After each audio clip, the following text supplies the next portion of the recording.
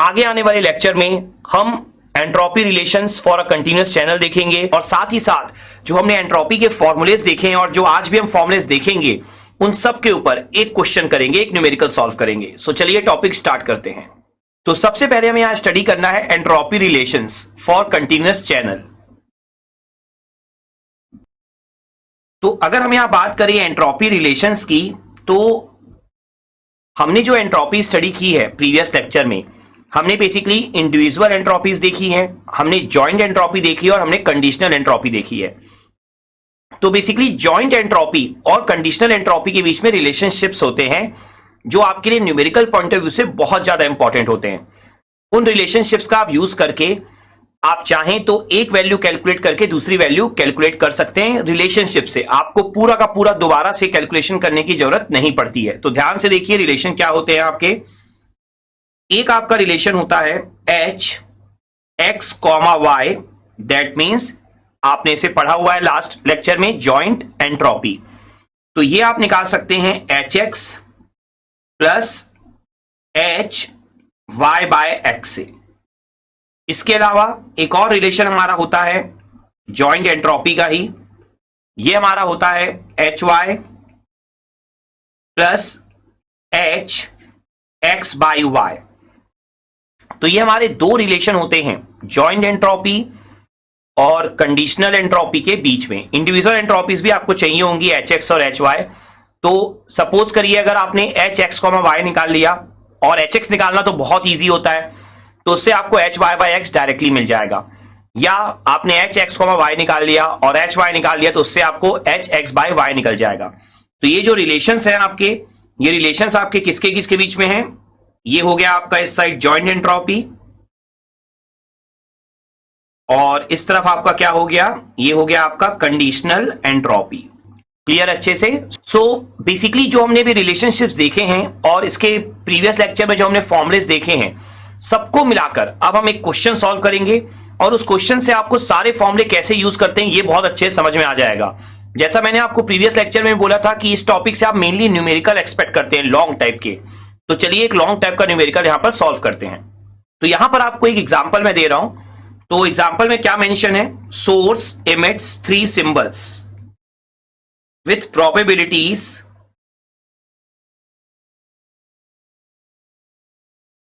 0.3, 0.4, 0.3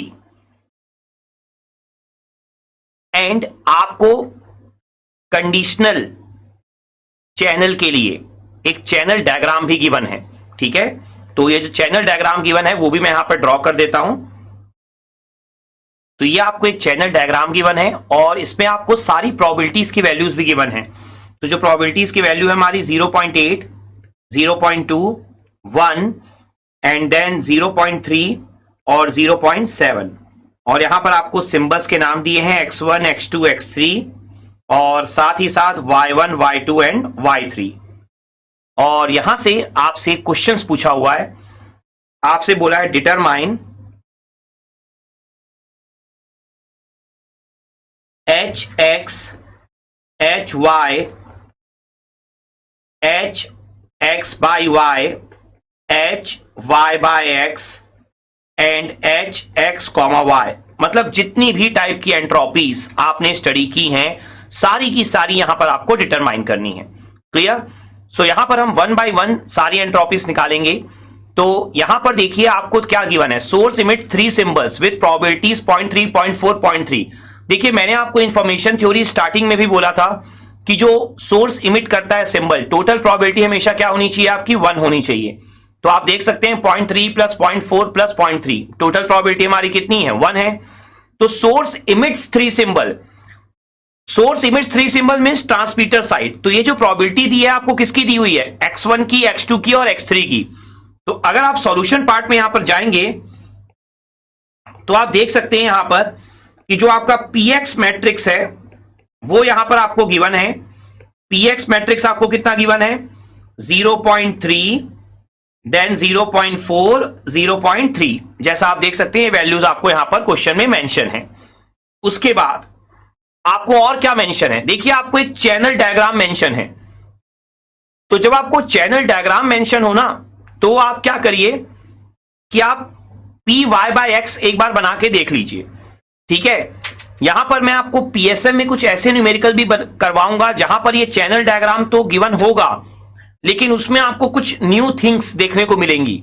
अभी फिलहाल के लिए चैनल डायग्राम का मतलब आपके लिए कंडीशनल प्रोबेबिलिटी मैट्रिक्स ही है और कुछ भी नहीं। लेकिन जैसा मैंने बोला, पीएसएम में आपको कुछ इंटरेस्टिंग पॉइंट्स देखने को मिलेंगे जब मैं ऐसे क्वेश्चन आपको कराऊंगा। लेकिन अभी के लिए अगर आप P Y by X draw करें यहां पर, जैसा हमने प्रीवियस लेक्चर्स में भी स्टडी कर रखा है, तो चूंकि यहां पर आपके x1 x2 x3 y1 y2 y3 तीन तीन है सिंबल्स, ट्रांसमीटर साइड भी और रिसीवर साइड भी, तो ऑर्डर कितना हो जाएगा 3x3। पहले मैं थ्योरी के फॉर्म में लिख देता हूं पी वाई बाय एक्स को, फिर वैल्यूज हम पुट कर लेंगे। तो मैंने आपको क्या सिखाया हुआ है प्रीवियस लेक्चर्स में कि पहली रो में x1 कॉमन होगा, दूसरी रो में x2 और तीसरी रो में x3। तो आपको ना मैट्रिक्स बनाना हमेशा आना चाहिए खुद से।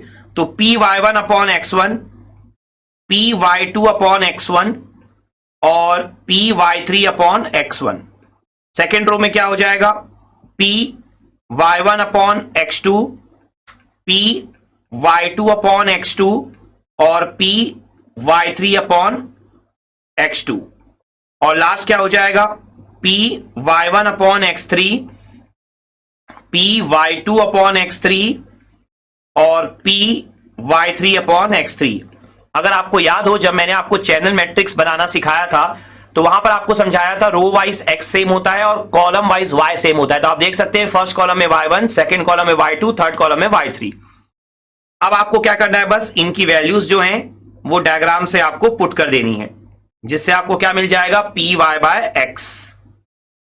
तो यहां पर अगर हम पी वाई बाय एक्स निकालना चाहें तो आप देखिए y1 bye x1, y bye x कितना है 0.8। फिर आपको पता है कि पहले आप किसके लिए चेक करने वाले हैं, पहली रो के लिए। तो पहली रो में x1 कॉमन है, तो y2 बाय x1 ये कितना है 0.2।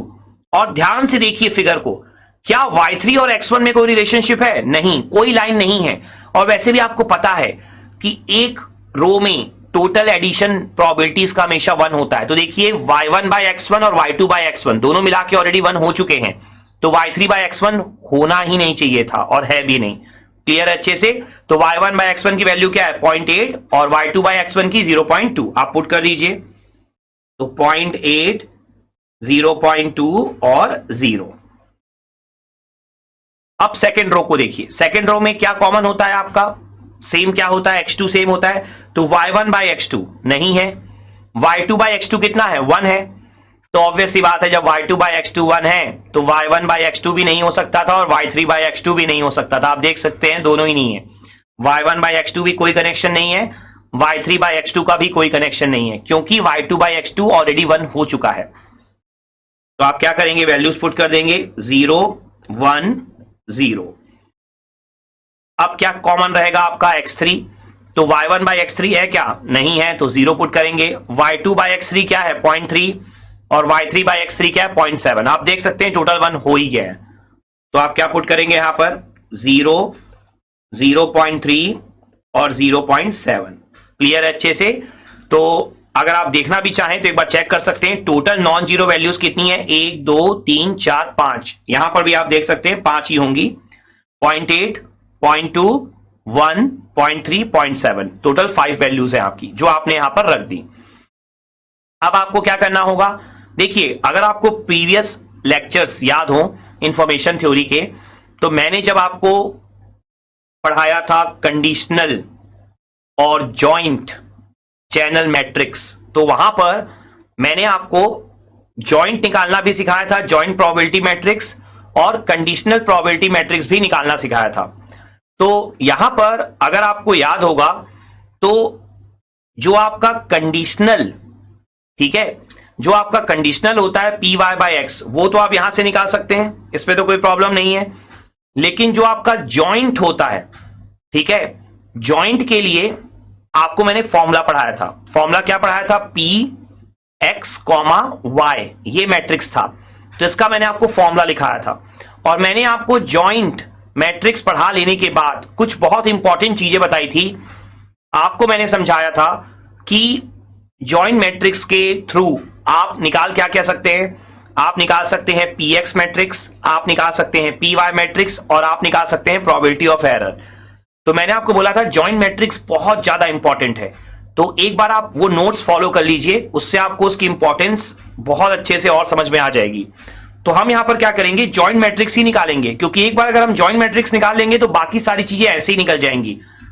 तो जॉइंट मैट्रिक्स का जो हमारा फॉर्मूला था पी एक्स बाई वाई का, वो क्या था हमारा, P X D then P Y by X. ये हमारा फॉर्मूला था जॉइंट मैट्रिक्स का। और अगर मैं आपको याद दिलाऊं तो डी फॉर डायगोनल था। तो मैंने आपको बताया था पी एक्स डी मतलब ऑर्डर आपको उतना बना देना है पी एक्स का जितना order P Y by X का होगा। तो यहां पर पी वाई बाय एक्स का ऑर्डर क्या है, 3x3, तो पी एक्स डी का ऑर्डर भी क्या बना देंगे आप, 3x3 का। तो जब आप ऑर्डर 3x3 का बनाएंगे तो मैंने प्रोसेस क्या बताया था कि जो भी पी एक्स की वैल्यू रहेंगी उसको आप डायगोनल में लगा दीजिएगा, और उसके बाद आप सिंपली बाकी सब वैल्यूज को 0 रख देंगे। तो आप देखेंगे अगर तो पी एक्स की वैल्यू क्वेश्चन में गिवन है 0.3, 0.4, 0.3, तो 0.3, 0.4, 0.3, बाकी सारी वैल्यूज को मैंने क्या बोला है आपको, 0 कर दीजिए। बेसिकली आपको डायगोनल मैट्रिक्स ही बनाना है। और पी वाई बाय एक्स आपने अभी अभी कैलकुलेट किया है, पी वाई बाय एक्स कितना हो जाएगा, 0.8, 0.2, 0, 0, 1, 0 और 0, 0.3, 0.7। क्लियर है अच्छे से। तो ये जो आपने अभी मैट्रिक्स लिखा है पी एक्स डी और पी वाई बाय एक्स का, अगर इसका आप अभी आप मैट्रिक्स मल्टीप्लीकेशन कर लें तो आपको क्या मिल जाएगा, पी एक्स कॉमा वाई। तो यहां पर जो P X comma Y matrix होगा आपका कितना हो जाएगा, हम देख लेते हैं। देखिए फर्स्ट रो फर्स्ट कॉलम, तो देख सकते हैं आप 0.3 और 0.8 है, बाकी सारी वैल्यूज क्या है आपकी 0 है, तो 0.3 इंटू 0.8 कितना हो जाएगा, 0.24। फिर फर्स्ट रो सेकेंड कॉलम, तो आप देखिए 0.3, 0.2 कितना हो जाएगा 0.6, बाकी सारी वैल्यूज क्या है आपकी 0, 0 है। ठीक है, नाउ नेक्स्ट वैल्यू क्या होगी, फर्स्ट रो सेकेंड कॉलम, तो आप देख सकते हैं सिर्फ 0.3 और 0.2 है, बाकी सारी वैल्यू 0, 0 है, तो कितना हो जाएगा ये 0.06। Now first row third column, तो आप देख सकते हैं 0.3 इंटू 0, 0 इंटू 0, 0 इंटू 0.7, तो सारी वैल्यू 0 है तो 0 हो जाएगा। Now second row first column, आप देख सकते हैं, ध्यान से एक चीज देखिए, सेकेंड रो में सेकेंड वैल्यू जो है वो फाइनाइट है, मतलब कि नॉन जीरो है। तो जब सेकेंड रो फर्स्ट कॉलम करेंगे तो फर्स्ट कॉलम में सेकेंड वैल्यू 0 है तो पूरा 0 हो गया। सेकेंड कॉलम में आपका जो आपकी सेकेंड वैल्यू है वो 1 है, तो कितना हो जाएगा 0.4। और जो थर्ड कॉलम है उस पे देखिए फिर से सेकेंड वैल्यू 0 है, तो आंसर फिर से क्या हो जाएगा 0। नाउ थर्ड रो को देखिए, थर्ड रो में देखिए सिर्फ थर्ड वैल्यू 0.3 है, तो जहां जहां कॉलम में थर्ड वैल्यू नॉन जीरो होगी वहां वहां आंसर आएगा, बाकी सब जगह क्या हो जाएगा 0। तो देखिए थर्ड रो फर्स्ट कॉलम, देखिए फर्स्ट कॉलम में लास्ट वैल्यू क्या है 0, तो आंसर क्या हो जाएगा 0। थर्ड रो सेकेंड कॉलम, तो लास्ट वैल्यू 0.3 है, तो 0.3 इंटू 0.3 कितना हो जाएगा 0.09। नाउ थर्ड रो और आपका लास्ट क्या हो जाएगा थर्ड कॉलम, तो कितना हो जाएगा 0.3, 0.7, तो ये कितना हो जाएगा 0.21। तो यहां पर ये आपका आ गया है पी एक्स कॉमा वाई। अगर आप पी एक्स कॉमा वाई को आप ध्यान से देखें तो मैंने आपको जब ये मैट्रिक्स पढ़ाया था जॉइंट मैट्रिक्स, तो वहां पर मैंने आपको समझाया था कि अगर आप रो वाइज ऐड करेंगे तो आपको पी एक्स मैट्रिक्स मिल जाएगा, कॉलम वाइज ऐड करेंगे तो आपको मिल जाएगा पी वाई मैट्रिक्स। तो पी एक्स मैट्रिक्स हम निकाल के एक बार वेरीफाई कर लेते हैं, क्योंकि पी एक्स मैट्रिक्स हमारे पास है ऑलरेडी, तो उससे वेरीफाई हो जाएगा कि ये हमने कहीं मैट्रिक्स मल्टीप्लिकेशन में कोई गलती तो नहीं कर दी है, क्योंकि होता है एग्जाम में हम जल्दबाजी में बहुत सारी गलतियां कर देते हैं, तो एक बार आप वेरीफाई जरूर कर लीजिए। तो देखिए अगर आप रो वाइज ऐड करें तो 0.24, 0.06, 0.3 हो रहा है, ये कितना हो जाएगा 0.4, और 0.09 प्लस 0.21, 0.3, और आप देख सकते हैं जो आपका पी एक्स मैट्रिक्स था वो यही था 0.3, 0.4, 0.3। इसका मतलब आपका ये बिल्कुल करेक्ट कैलकुलेशन है। तो यहां से अब आपको कॉलम वाइज क्या मिल जाएगा पी वाई, तो ये कितना हो जाएगा 0.24, ये आप देख सकते हैं ये हो जाएगा आपका 0.55, ठीक है। और उसके बाद अगर आप लास्ट देखें तो ये हो जाएगा 0.21। लेकिन फिर भी आप वेरीफाइबर और कर सकते हैं। वो कैसे, आपको पता है पी वाई मैट्रिक्स का एडिशन भी कितना होता है आपका, 1 होता है। मतलब सारी वैल्यूज का एडिशन क्या होता है, 1। तो देख सकते हैं 0.55 प्लस 0.24 कितना हो जाएगा, ये हो जाएगा 0.79 प्लस 0.21 कितना आ जाएगा, 1। तो यहां से आपका पी वाई मैट्रिक्स कैलकुलेट हो जाएगा। सो हमें जो पी वाई मैट्रिक्स यहां पर मिल गया है वो कितना आ गया आपका, 0.24, 0.55 एंड 0.21। अब देखिए हमने यहां पर क्या क्या अचीव कर लिया है। हमने यहां पर P Y by X achieve कर लिया, हमने P X comma Y achieve कर लिया, हमने पी वाई अचीव कर लिया, हमने पी एक्स अचीव कर लिया। तो अब हमारे पास एंट्रोपी निकालने के लिए सारे के सारे प्रोबेबिलिटीज हैं। आप सोच रहे होंगे सारी प्रोबेबिलिटीज कैसे हैं, पी एक्स बाय वाई तो नहीं है। लेकिन पी एक्स बाय वाई आपको निकालने की जरूरत भी नहीं है। आपका जो प्रोसेस है उसके हिसाब से आप पी वाई बाय एक्स निकालते हैं और पी एक्स कॉमा वाई निकालते हैं, जो आपने अभी तक लर्न किया है। लेकिन पी एक्स बाय वाई निकाले बिना आप सोच रहे होंगे कि आप एच एक्स बाय वाई कैसे निकालेंगे। अगर आप फॉर्मूला वॉच करेंगे जो मैंने आपको प्रीवियस लेक्चर में बताया है, तो उसके लिए आपको वरी नहीं करना। हमने आज भी तो एक्स्ट्रा फॉर्मूले पढ़े हैं जहां पर मैंने आपको कंडीशनल और जॉइंट एंट्रोपीज के बीच में रिलेशनशिप बताया हुआ है, ठीक है। अगर आप देखेंगे तो आप देख सकते हैं ये जॉइंट एंट्रोपी और कंडीशनल एंट्रोपी। अगर आपने जॉइंट निकाल लिया और एच एक्स एच वाई निकाल लिए तो आपको एच वाई बाय एक्स और एच एक्स बाय वाई दोनों ही निकालने की जरूरत नहीं है, ठीक है। ऑल दो आप चाहें तो एच वाई बाय एक्स निकाल सकते हैं, लेकिन जरूरत नहीं पड़ेगी क्योंकि आपके पास ये रिलेशन है, ठीक है। तो हम 1 बाय 1 अब एंट्रोपी कैलकुलेशन शुरू करते हैं। तो यहां पर मैं लिख देता हूं आपके लिए एंट्रोपी कैलकुलेशन। देखिए एग्जाम में कभी भी इतना बड़ा क्वेश्चन नहीं आएगा, किसी भी एग्जाम में। यहां पर हम सारी की सारी वैल्यूज इसलिए निकाल रहे हैं ताकि आप फॉर्मूला जो है वो यूज करना सीख पाए। तो यहां पर 1 बाय 1 हम देखते हैं। सबसे पहले हम एच एक्स निकालेंगे। तो एच एक्स के लिए आप देखिए मैं फॉर्मूला लिख देता हूं, summation I equal to 1 to m, ठीक है। और एच एक्स के लिए माइनस साइन बाहर, जैसा आपने फॉर्मूला लिखा हुआ है। तो फॉर्मूला हमारा क्या होता है, पी एक्स आई लॉग 2, ये कितना हो जाएगा आपका पी एक्स आई, ठीक है। तो यहां पर आपने फॉर्मूला लिख दिया। अब इसके बाद आप देखेंगे कि m क्या है। m मैंने आपको बताया हुआ ऑलरेडी कि कितने आपके सिंबल्स हैं x के। तो x के कितने सिंबल है, टोटल 3। आप देख सकते हैं जो px आपकी प्रोबेबिलिटी है वो भी क्या है, 0.3, 0.4, 0.3, 3 ही वैल्यू दी है। तो हर एक प्रोबेबिलिटी के लिए बस आप कैलकुलेशन कर दीजिए और सबको लास्ट में ऐड कर दीजिए।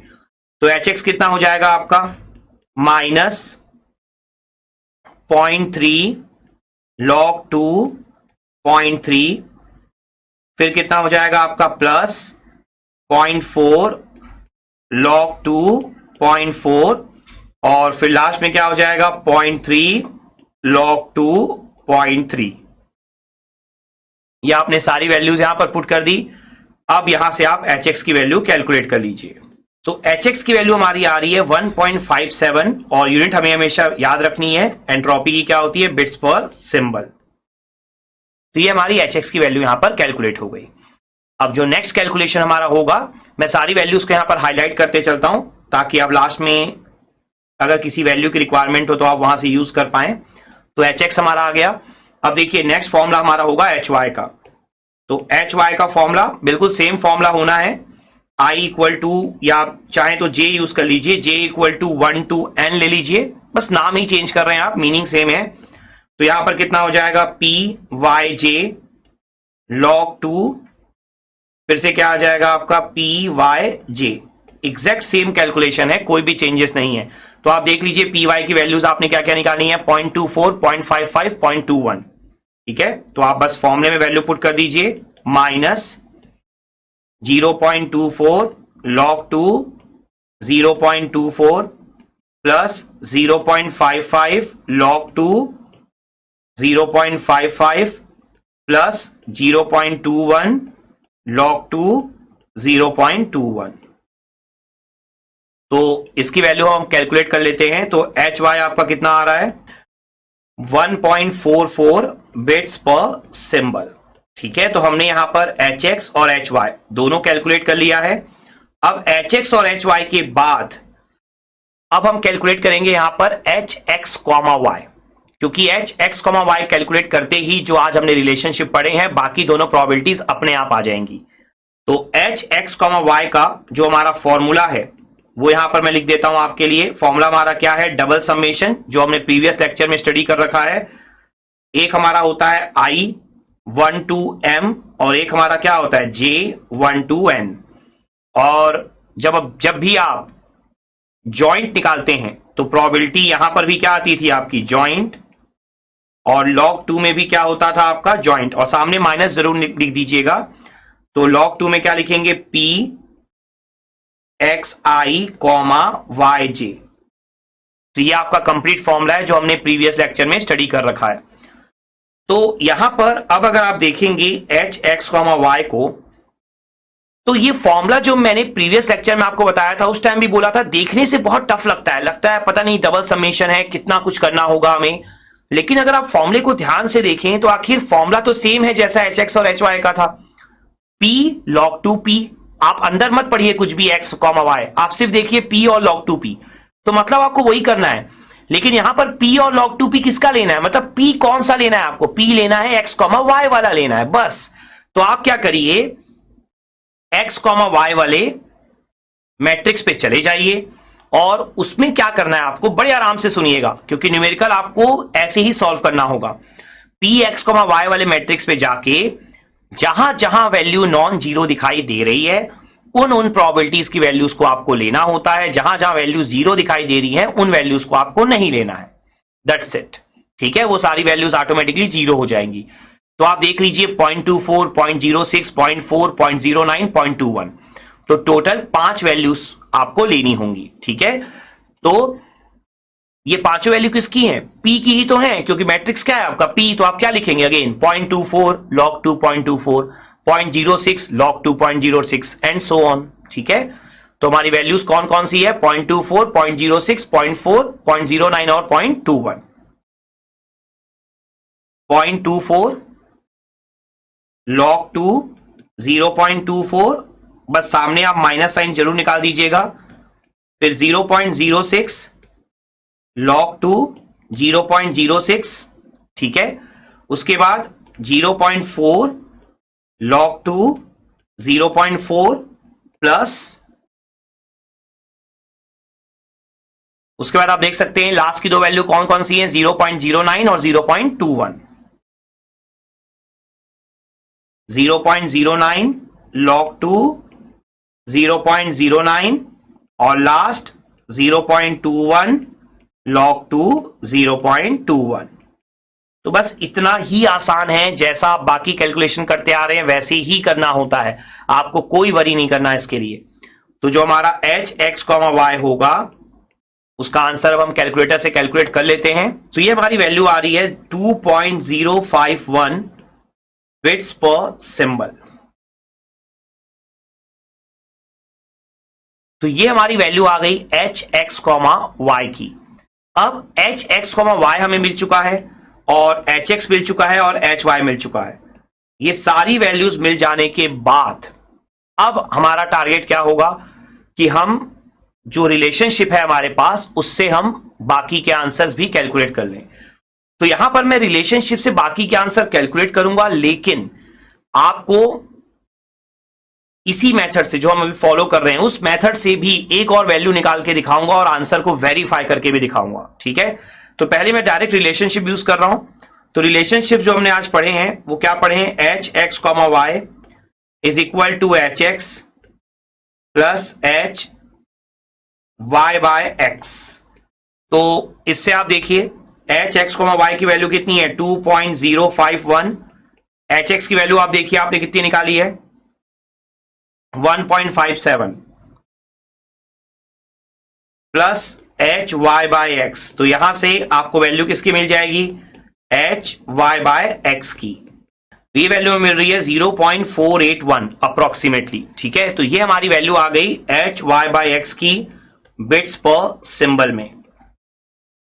तो इसके बाद जो नेक्स्ट वैल्यू हमें कैलकुलेट करनी है, लास्ट वैल्यू आप बोल सकते हैं, वो है एच एक्स बाय वाई की। तो हमने आज एक और रिलेशन भी पढ़ा हुआ है, H X comma Y is equal to H Y plus H X by Y. तो यहां से again H X comma Y की वैल्यू 2.051, एच वाई की वैल्यू हमने क्या निकाली है 1.44।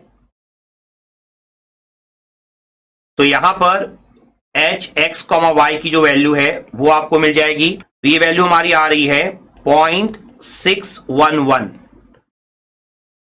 बिट्स पर सिंबल।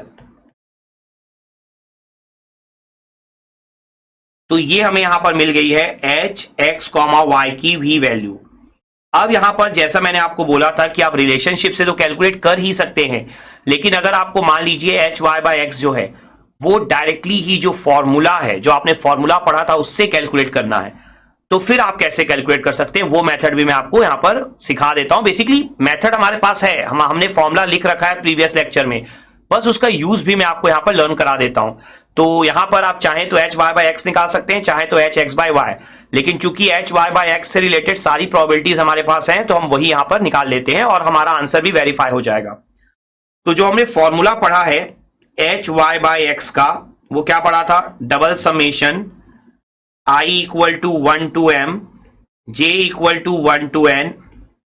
देखिए मैंने आपको क्या बोला था कि जब भी आप कंडीशनल निकालेंगे तो आप क्या करेंगे, जो प्रोबेबिलिटी है वो तो जॉइंट वाली ही यूज करेंगे, लेकिन log 2 के अंदर पहले तो बाहर माइनस साइन लगा देंगे और log 2 के अंदर जो निकालना है वही यूज करेंगे। ये मैंने आपको याद रखने का तरीका बताया था प्रीवियस लेक्चर में।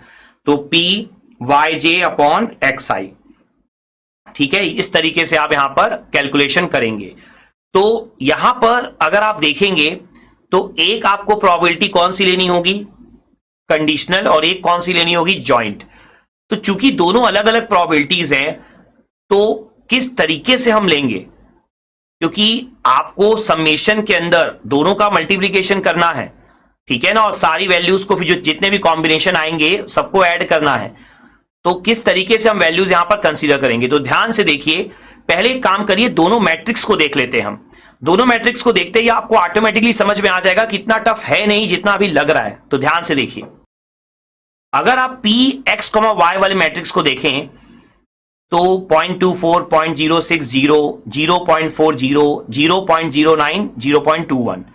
अब आप ध्यान से देखिए P Y by X matrix को, ये रहा आपका P Y by X matrix. तो इसको अगर देखें और इसको भी ध्यान से देखिए, दोनों मैट्रिक्स आपके सामने है। अब तो दोनों मैट्रिक्स में देखिए बहुत ही खास बात आपको दिखाई देगी कि दोनों मैट्रिक्स में सेम पोजीशन पर नॉन जीरो वैल्यू है, सेम पोजीशन पर जीरो वैल्यूज है।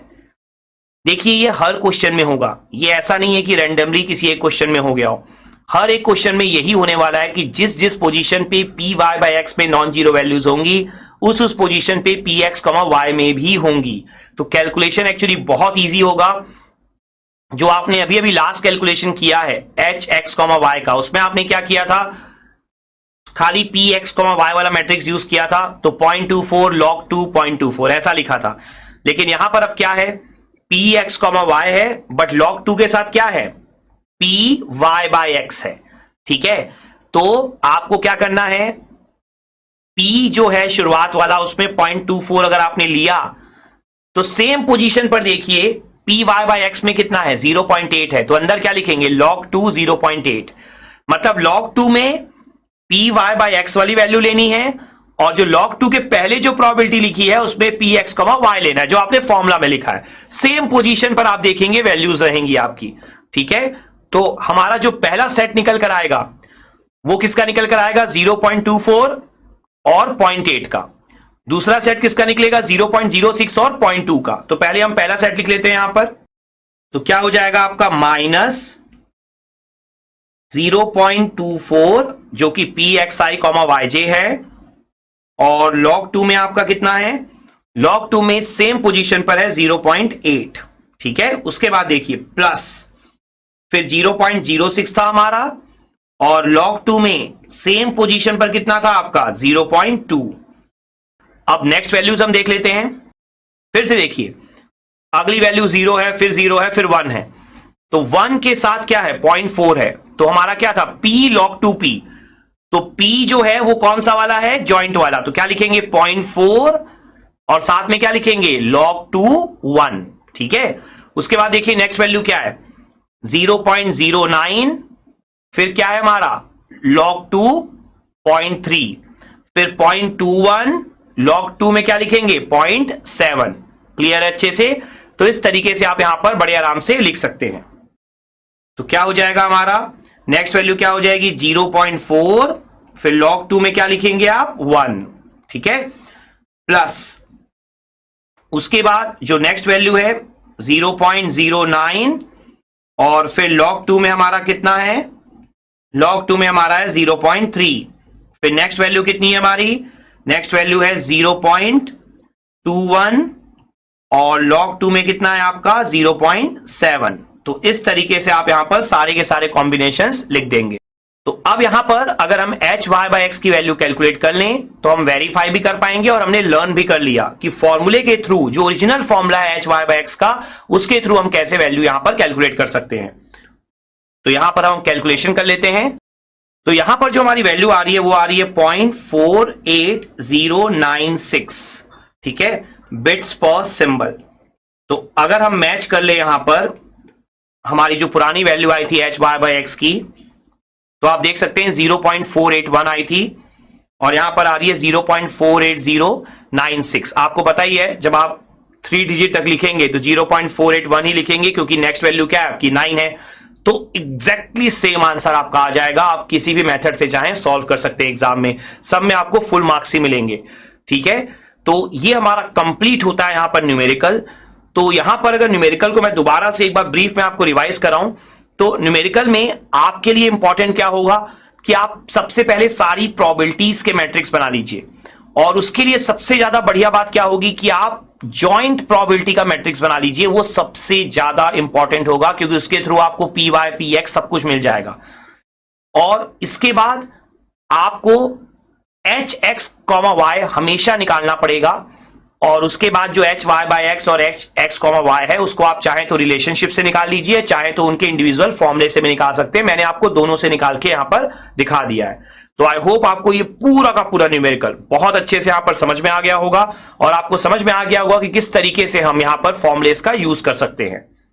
एंड आई होप इस न्यूमेरिकल को कर लेने के बाद आपके जो 2 एलओस जो आपने प्रीवियस लेक्चर में किए थे वो भी आपको और भी अच्छे से क्लियर हो गए होंगे और जो हमने आज जो लर्निंग आउटकम स्टडी किया है entropy relations for a continuous time channel, ये भी आपको बहुत अच्छे से यहां पर समझ में आ गया होगा।